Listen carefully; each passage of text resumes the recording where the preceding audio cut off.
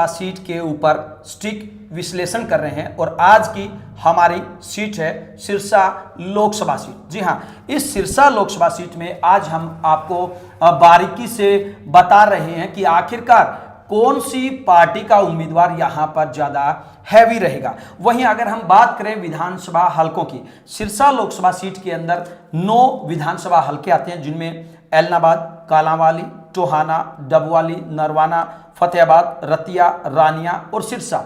इन 9 की 9 लोकसभा सीटों को अगर हम देखें तो एक एक करके एलनाबाद से खुद चौधरी अभय सिंह चौटाला इनेलो की तरफ से वहां पे विधायक है। हालांकि पूरे हरियाणा की अगर हम बात करें तो इनेलो के पास केवल एक ही विधायक है और वो भी एलनाबाद से। अब देखना ये होगा कि अगर अभय सिंह चौटाला अपने पार्टी के उम्मीदवार को सिरसा लोकसभा से खड़े करते हैं तो उनको सपोर्ट करने वाला विधायक के तौर पर वो खुद ही हैं। तो ऐसे में उनके लिए थोड़ी सी समस्या है, यहाँ पे थोड़ा सा संघर्ष उनको ज़्यादा यहाँ पे करना पड़ेगा। वहीं अगर हम बात करें कालांवाली से शिषपाल सिंह केहरवाल जो कि कांग्रेस के विधायक हैं। अब अगर हम कांग्रेस के विधायकों की बात करें तो कांग्रेस के विधायक कालांवाली से हैं और साथ में जो डबवाली से विधायक है अमित सिहाग, वो भी कांग्रेस पार्टी से हैं। अभी तक 2 जो विधायक हैं वो कांग्रेस पार्टी से हैं, कालांवाली के विधायक शिषपाल सिंह केहरवाल और डबवाली के विधायक अमित सिहाग। वहीं अगर हम टोहाना की बात करें तो टोहाना में देवेंद्र सिंह बबली हैं जो कि जेजेपी से विधायक हैं और साथ में नरवाना की अगर हम बात करें तो नरवाना से रामनिवास सुरजाखेड़ा विधायक हैं। तो ऐसे में अभी तक 2 कांग्रेस पार्टी के पास विधायक है, 2 जेजेपी के पास और 1 इनेलो के पास है। वहीं उसके बाद आगे बढ़ते हैं फतेहाबाद की अगर हम बात करें तो फतेहाबाद में बीजेपी का विधायक है चौधरी दुड़ाराम। रतिया की बात करें तो रतिया में लक्ष्मण नापा जी हैं, बीजेपी के विधायक हैं। तो ऐसे में बीजेपी के पास भी 2 विधायक हैं। रानिया की बात करें तो चौधरी रणजीत सिंह चौटाला जो कि पहले निर्दलीय थे अब बीजेपी के अंदर शामिल हो गए हैं। उनके अलावा सिरसा की अगर हम बात करें प्रॉपर सिरसा से हलोपा से विधायक है गोपाल कांडा जो कि बीजेपी को समर्थन कर रहे हैं। तो ऐसे में अगर हम सिरसा लोकसभा के तमाम जो 9 हलके हैं उन 9 हलकों का एक एक करके विश्लेषण करें तो कांग्रेस पार्टी के पास केवल 2 एमएलए हैं जो इस पूरे लोकसभा चुनाव में उनको विधायक के तौर पर जितवाने के लिए एडी चोटी तक का जोर लगाएंगे। लेकिन इनेलो की बात करें तो इनेलो खुद है जो कि चुनाव लड़ेगी। उसके बाद जेजेपी की अगर हम बात करें तो जो 2 एमएलए हैं जेजेपी के, अभी तक ये फाइनल नहीं हुआ है कि जेजेपी खुद वहां पे चुनाव लड़ेगी या किसी पार्टी को वहां पे समर्थन देगी। लेकिन अभी तक के जो हालात हरियाणा में समीकरण बन रहे हैं, सिरसा लोकसभा सीट को किसी भी हाल में दुष्यंत चौटाला छोड़ना नहीं चाहते हैं।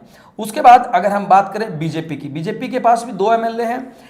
तो ऐसे में 2 एमएलए अगर बीजेपी के, एक हलोपा का और एक निर्दलीय जो रणजीत सिंह चौटाला थे वो बीजेपी के पक्ष में चले गए हैं।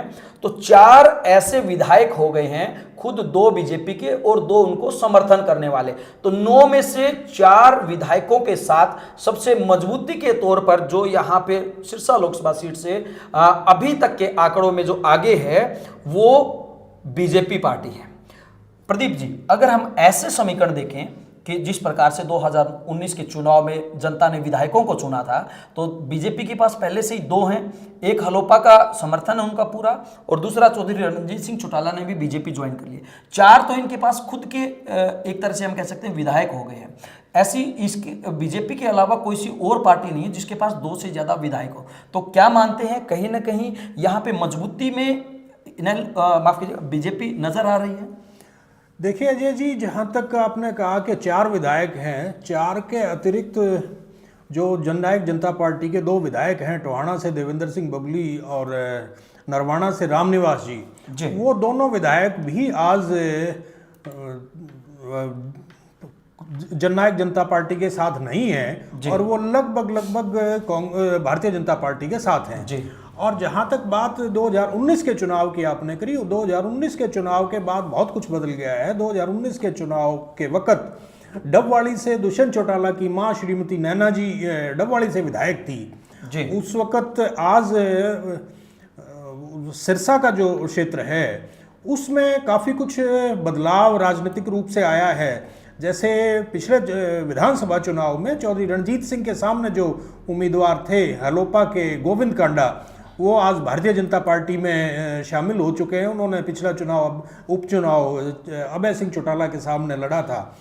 तो आज वो भी आप ये देख लीजिए कि अगर हम उस हिसाब से देखें तो जो रणजीत सिंह जी और उनके सामने चुनाव लड़ने वाला दोनों उम्मीदवार भाजपा में हैं, और अभय चौटाला के सामने उपचुनाव में चुनाव लड़ने वाला गोविंद कांडा भारतीय जनता पार्टी में है। तो इसलिए वहाँ पे अभी मजबूत कहना या कमज़ोर कहना किसी पार्टी को, मैं समझता हूँ अभी बहुत ज़्यादा जल्दबाजी होगी।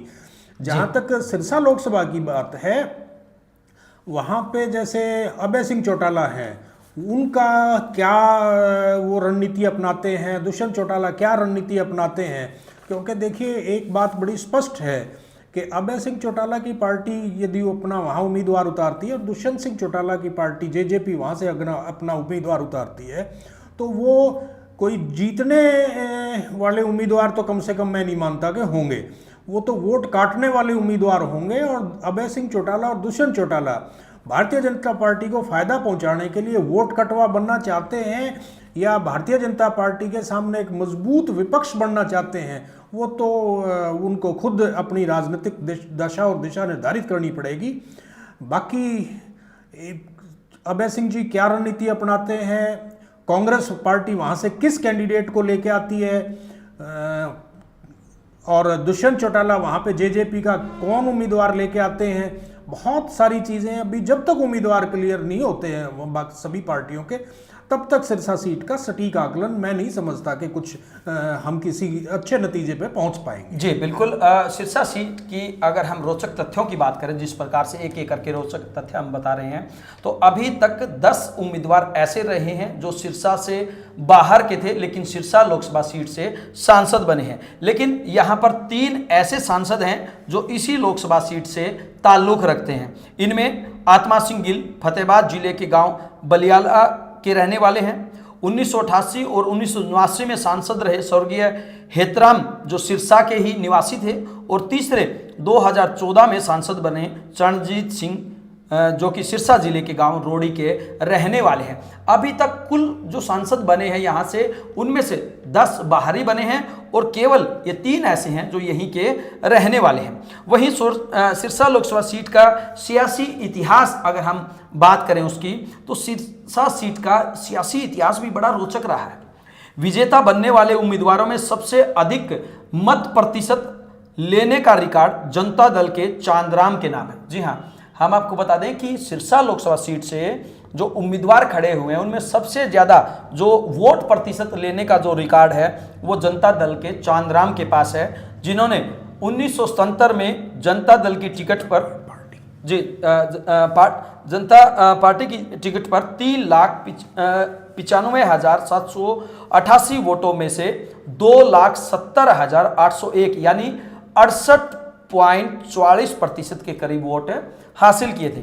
वहीं इसी प्रकार अगर हम बात करें विजेता उम्मीदवारों में सबसे कम मत प्रतिशत का जो रिकॉर्ड है वो कांग्रेस पार्टी की कुमारी शैलजा के नाम है। जी हाँ, हालांकि उन्होंने जीत जरूर हासिल कर ली थी, लेकिन 1996 में जो कुल वोट 8,22,156 वोट थे, हम बात करें 1996 की, लेकिन कुमारी शैलजा को मिले थे 2,75,459, करीब 33.50% वोट कुमारी शैलजा को 1996 में मिले थे। तो ऐसे में हम कह सकते हैं कि जिन्होंने सबसे ज्यादा वोट प्रतिशत लेने का रिकॉर्ड बनाया वो थे चांदराम, और जिनके नाम सबसे कम वोटों का रिकॉर्ड है वो है कुमारी शैलजा।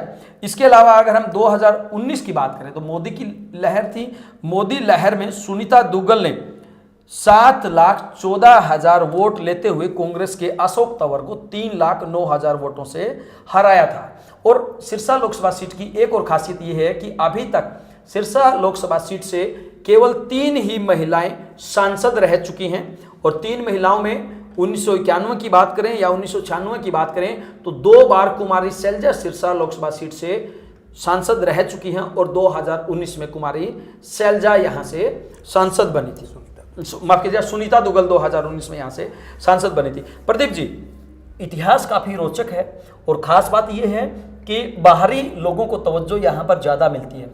अभी हमने बताया कि 2 बार कुमारी शैलजा यहाँ से सांसद रह चुकी है, तो ऐसे में अगर अशोक तंवर के सामने कुमारी शैलजा को चुनावी मैदान में उतारा जाता है तो किस प्रकार के समीकरण यहाँ पे रह सकते हैं?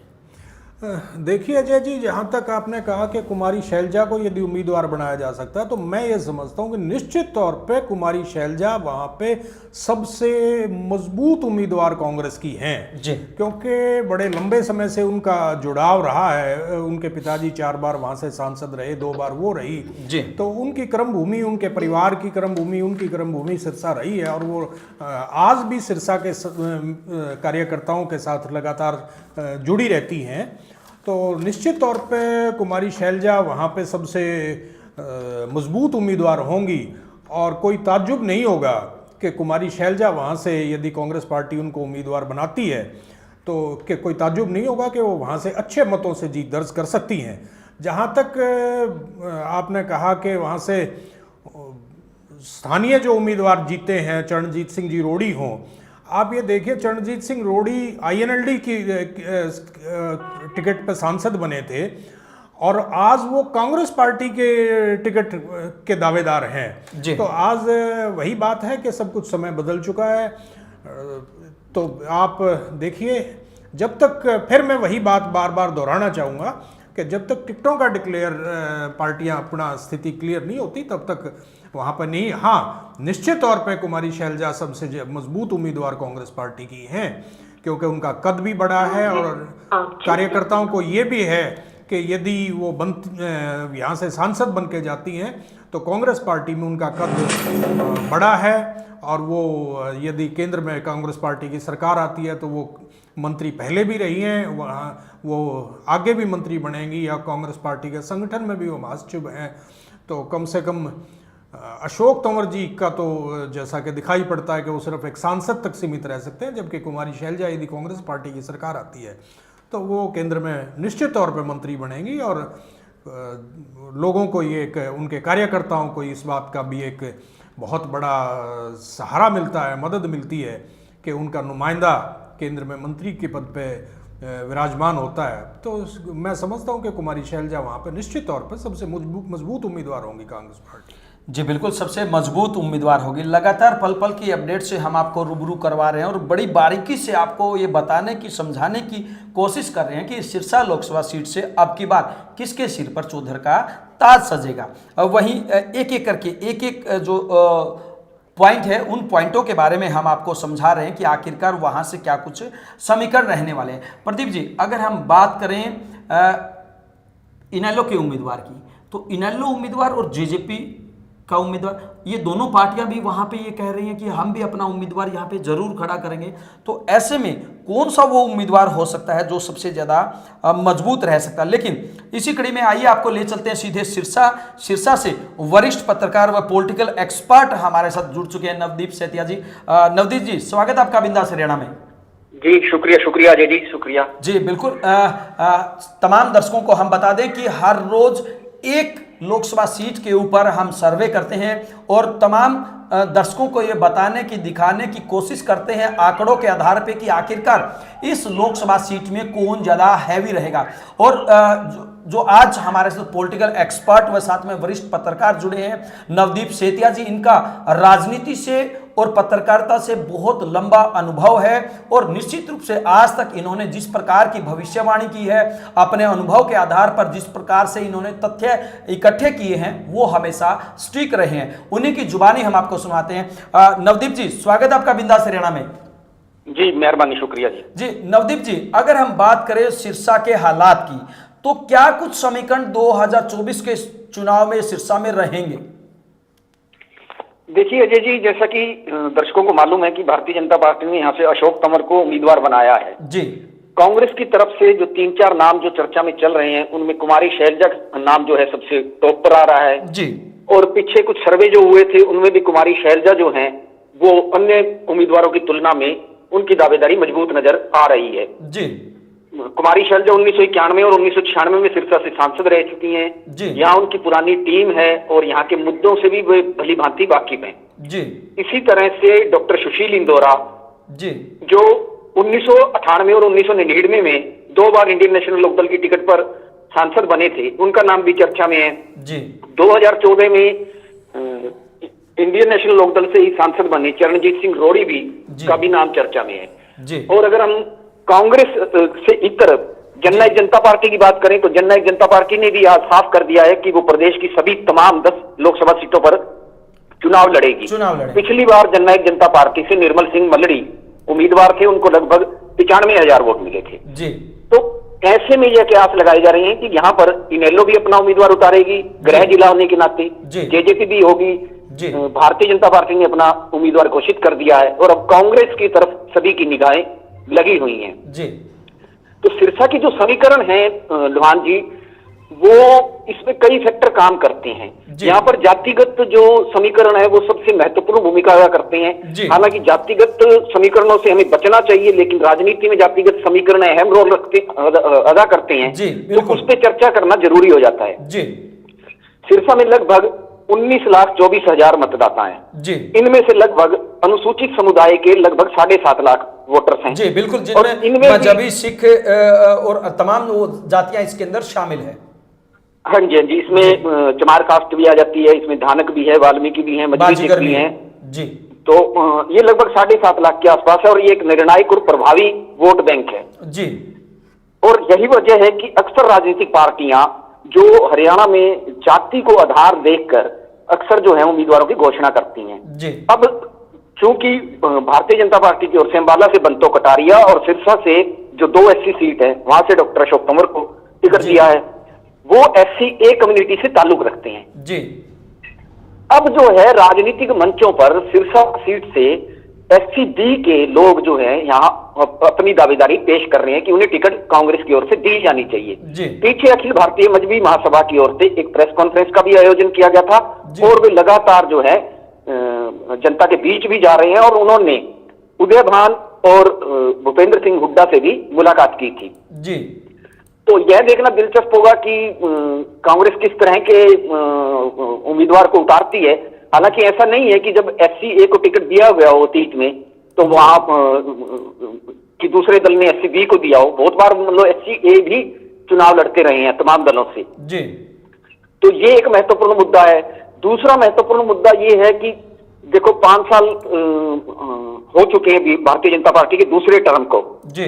और यहां से पहली बार जो है भारतीय जनता पार्टी का जो खाता जो है सिरसा में खुला था जी। अब तक जो है 1967 से लेके 2019 तक की बात करें तो लगभग 14 सामान्य जबकि 1 उपचुनाव हुआ है जी। 8 बार कांग्रेस को जीत मिली है और 6 बार चौधरी ओम प्रकाश चौटाला और चौधरी देवीलाल के विभिन्न जो दल थे जी। कभी जनता पार्टी, कभी जनता दल, कभी नेल्लो, कभी लोकदल, 6 बार उसके सांसद बने हैं और 1 बार सुनीता दुग्गल को जीत मिली है और वो भी उस समय जब नरेंद्र मोदी की लहर थी और तमाम जो हरियाणा की 10 सीटों पर कमल खिला था जी। क्योंकि 2014 के चुनाव में भारतीय जनता पार्टी ने 10 का लक्ष्य तय किया था, 10 का दम दिखाने की तैयारी की थी जी। लेकिन उस समय भारतीय जनता पार्टी को हिसार, रोहतक और सिरसा से हार का सामना करना पड़ा था जी। ऐसे में पार्टी ने विशेष फोकस सिरसा, रोहतक और हिसार पर किया था और जैसा कि सभी जानते 2019 में अपने लक्ष्य को हासिल करने में भारतीय जनता पार्टी कामयाब भी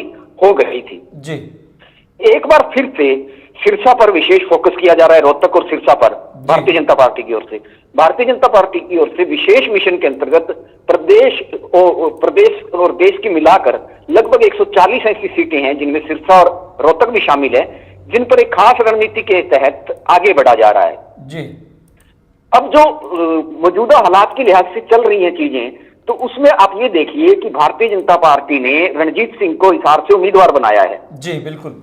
तो ऐसे में जैसे राजनीतिक मंचों पर वही गलियारों में चर्चा थी कि डॉक्टर अशोक तंवर और रणजीत सिंह का तो कांग्रेस में रहते हुए एक तरीके का 36 का आंकड़ा रहा था और संबंध मधुर नहीं गए जी।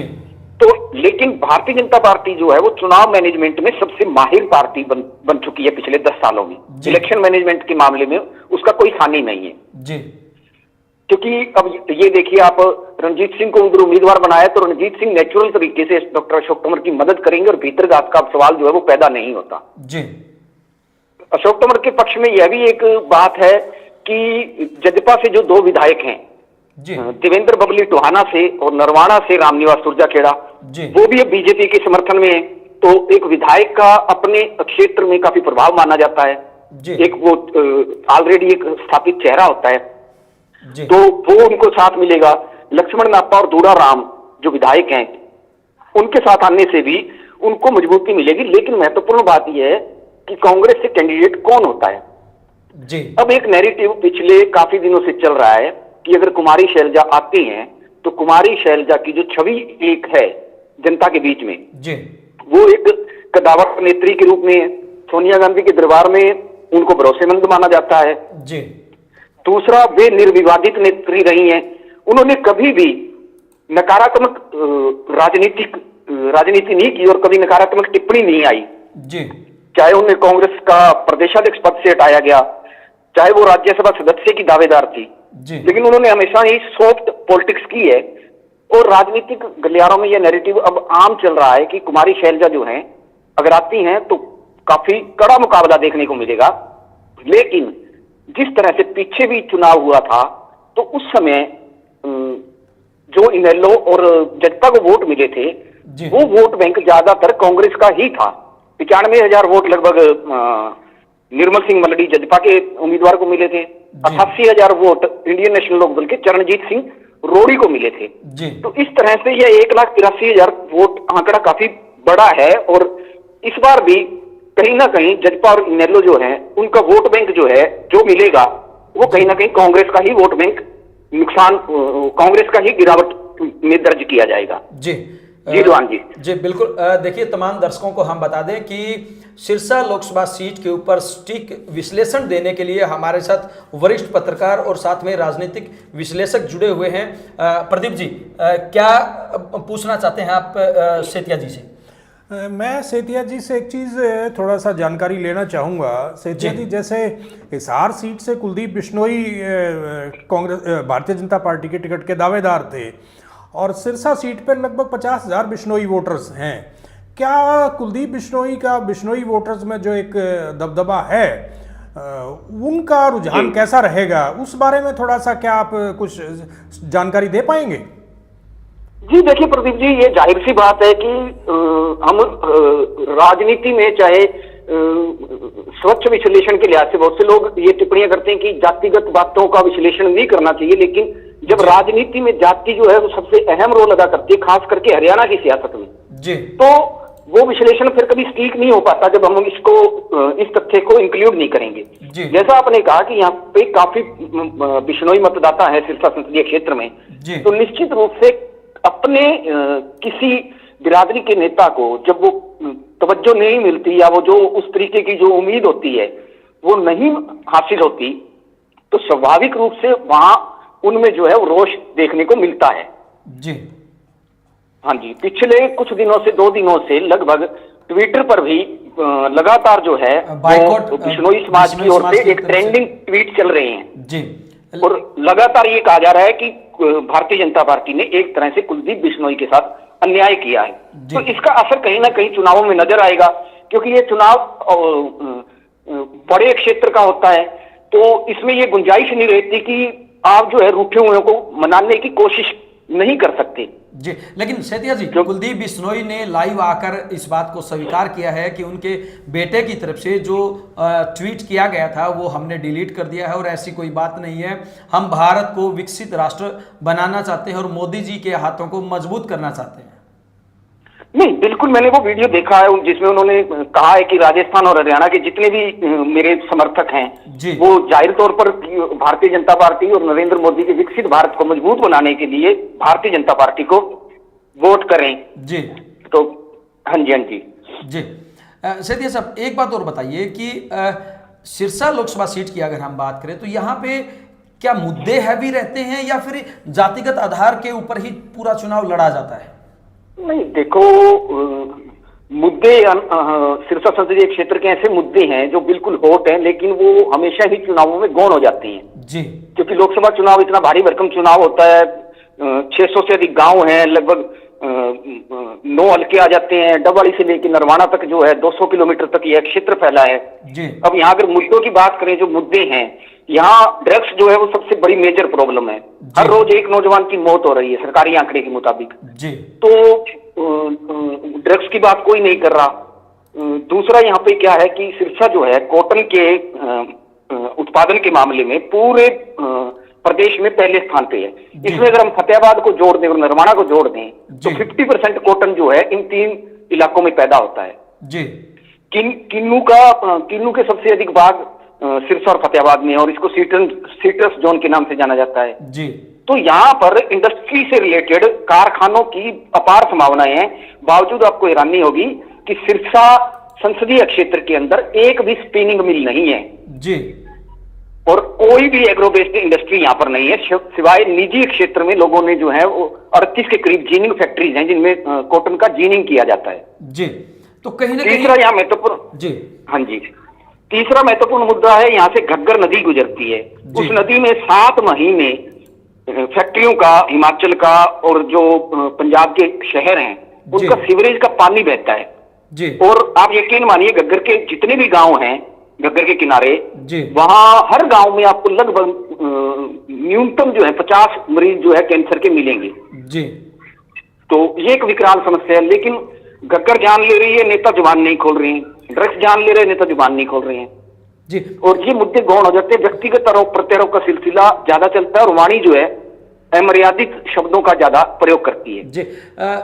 नवदीप जी, ऐसा क्यों होता है और ऐसा क्यों हो रहा है सिरसा के अंदर? आपने इतने तमाम बड़े ज्वलनशील मुद्दे बताए हैं, इन मुद्दों के बावजूद भी जनता जब नेता वोट मांगने के लिए आते हैं तो उनसे क्यों नहीं पूछती, क्यों सवाल जवाब नहीं करती कि आखिरकार आप इन समस्याओं का समाधान क्यों नहीं करते? और आपकी नज़र में अगर हम सुनीता दुग्गल की बात करें तो सुनीता दुग्गल कितने काम सिरसा लोकसभा में कर पाई? जो समस्याएं आपने बताई, इन समस्याओं के समाधान के लिए उन्होंने कितना काम किया?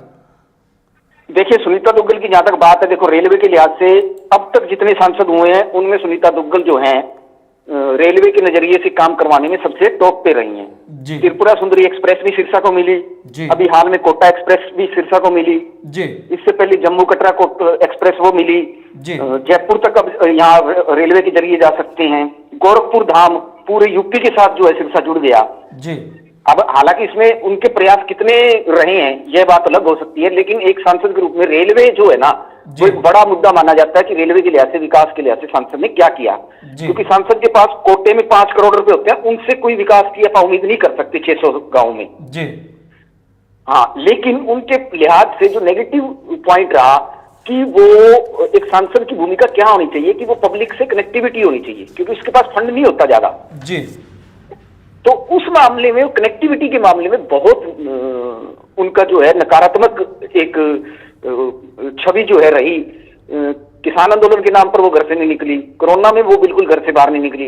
इसके अलावा भी उनका जो है पब्लिक से डायरेक्ट जो इंटरेक्शन है वो उस तरीके का नहीं रहा, जिस वजह से उनकी माउथ पब्लिसिटी इसी तरीके से थी कि हमने वोट तो मोदी को डाले थे, ये कहां से आ गई। तो कुल मिला के मिला जुला सा मामला है उनका, दुग्गल जी का जी।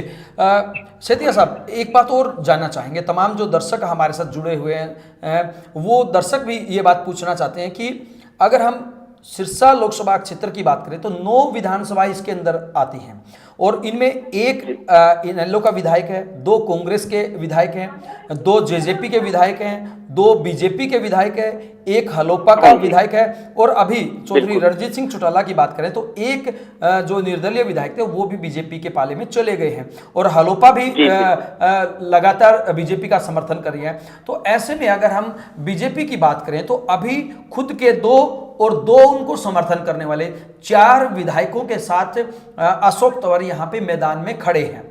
तो क्या लगता है ऐसा कौन सा उम्मीदवार हो सकता है, क्योंकि कांग्रेस के पास तो 2 ही विधायक हैं, जेजेपी अगर अपने खड़े नहीं करती है तो निश्चित रूप से जेजेपी हो सकता है बीजेपी को ही समर्थन दे, तो ऐसे में बीजेपी के पास फिर 6 विधायक हो जाएंगे। तो कांग्रेस का कौन सा ऐसा विधायक होगा, माफ कीजिए, कौन सा ऐसा उम्मीदवार हो सकता है जो सिरसा लोकसभा से टक्कर दे सकता है या फिर जीत सकता है? देखिए, आपने जैसा कहा कि 6 विधायक जो हैं अब भारतीय जनता पार्टी के समर्थन में हैं जी। और निश्चित रूप से भारतीय जनता पार्टी जो एक ऐसी प्रोटोकॉल और डिसिप्लिन पार्टी है कि उसमें प्रोटोकॉल के उल्लंघन का सवाल पैदा नहीं होता जी। तो यह तो आप तय मानिए कि जब इलेक्शन जोर पकड़ेगा तो ये तमाम नेता जो है वो अशोक तंवर के साथ खड़े हुए नजर आएंगे और प्रचार भी करते हुए नजर आएंगे जी। कांग्रेस का जहां तक सवाल है, तो कांग्रेस के पास जो एक सबसे बड़ी कमी है बीजेपी की तुलना में, कि एक तो संगठन का ना होना जी, दूसरा उनके तमाम जो बड़े चेहरे हैं वो एक एक करके जो है वो कांग्रेस को छोड़कर पिछले 5-4 सालों में भारतीय जनता पार्टी का हिस्सा बन गए हैं जी, तो उनके पास एक तो बड़े चेहरों की कमी है। कभी रणजीत सिंह कांग्रेस का एक बड़ा चेहरा हुआ करते थे सिरसा में, जी, खुद अशोक तंवर बड़ा चेहरा हुआ करते थे। जी, इसी तरह से सेठिया परिवार था, वो एक बड़ा उनका रसूख माना जाता था जी। तो अब ये तमाम राजनेता कहीं भारतीय जनता पार्टी की राजनीति कर रहे हैं, सेठिया परिवार जो है वो इंडियन नेशनल लोकदल को समर्थन दिए हुए हैं जी। तो कांग्रेस के लिए सबसे कमजोर कड़ी है। और तीसरा जो क्या है, भारतीय जनता पार्टी ने अपना उम्मीदवार घोषित कर दिया है, उन्होंने अपना लोकसभा का कार्यालय खोल दिया है जी, 25 के करीब उन्होंने कमेटियां बना दी हैं, उन्होंने सिरसा लोकसभा क्षेत्र में लगभग 34,000 पन्ना प्रमुख बना दिए हैं जी। तो इस इलेक्शन मैनेजमेंट से टक्कर लेना कांग्रेस को थोड़ी मेहनत करनी होगी, अपनी रणनीति में बदलाव लाना होगा, इन तमाम चीजों को लेकर कांग्रेस को थोड़ा सा मंथन करना होगा और अपनी टीम जो है खड़ी करनी होगी, उम्मीदवार भी जल्द घोषित करना होगा। क्योंकि कांग्रेस का एक कल्चर रहा है, जब नॉमिनेशन शुरू होता है जी, उसके आसपास जो है कांग्रेस उम्मीदवार डिक्लेयर करती है जी, बिल्कुल, और नॉमिनेशन पीछे रह जाते हैं जी। सेठिया साहब, एक बात बताइए कि सांसद सुनीता दुग्गल जो है 3,09,000 वोट से अशोक तंवर से जीत गई थी, उसके बावजूद भी बीजेपी ने 3,09,000 वोट से हारे हुए उस उम्मीदवार के ऊपर विश्वास जताया है। क्या वजह मानते हैं, क्या खास अशोक तंवर ने अब की बार ऐसा करके दिखाया है? नहीं, आप ये देखिए, एक दीपेंद्र हुड्डा को छोड़ दें जी, तो भारतीय जनता पार्टी जो है तमाम सीटों पर बहुत ही हैवी मार्जिन से चुनाव जीती थी। करनाल से संजय भाटिया 6,54,000 से जीते थे जी, फरीदाबाद से कृष्णपाल गुर्जर 6,38,000 वोटों से जीते थे जी, हिसार में ब्रिजेंद्र सिंह 3,14,000 से जीते थे जी। तो यह उस समय मोदी लहर थी और उस लहर के अंदर अगर अशोक तंवर 29% वोट ले जाते हैं 4.25 लाख के करीब जी, और वो भी तब ऐसी स्थिति में जब 1,83,000 वोट जो है जेजेपी और इनेलो को गया था, जो सीधा सीधा लगभग उनमें से ज्यादातर वोट जो है वो कांग्रेस को मिलना था अगर ये दोनों मैदान में लाते जी। तो मुझे ये लगता है कि अशोक तंवर को कि जो 5 साल उनका जो एक करियर रहा संगठन के नाते जो उनको अनुभव है जी, वे प्रदेशाध्यक्ष भी रहे हैं, वे युवा कांग्रेस के अध्यक्ष भी रहे हैं और एक उनकी आइडेंटिफिकेशन पूरे लोकसभा क्षेत्र में है जी।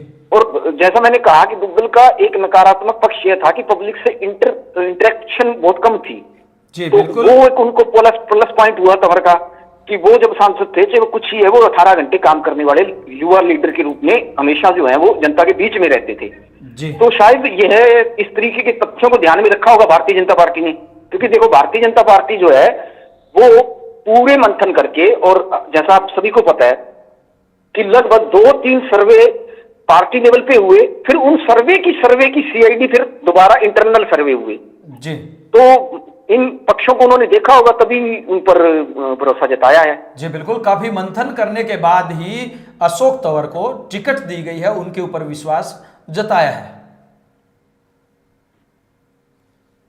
जी, सेठिया साहब।